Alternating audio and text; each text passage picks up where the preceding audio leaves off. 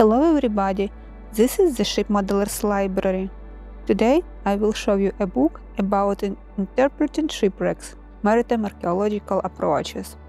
Edited by John Adams, Professor of Archaeology at the University of Southampton and Founding Director of Southampton Center of Maritime Archaeology, and Johan Ronnby, Professor of Archaeology at Southampton University and Director of Maritime Archaeological Research Institute at Southampton.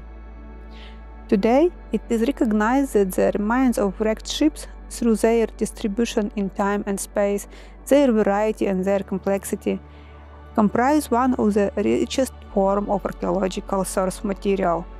This volume brings together researchers who explore the way in which ships can be understood and interpreted as material culture through their wrecked sites, focusing on ships as artifacts, as agents, as technology, as society, as ideology, and as symbols, as well as on what they carried and the people who sailed on them. Collectively, they show that shipwrecks are not just the preserve of nautical specialists, but have wider implications for the understanding of human action and past societies.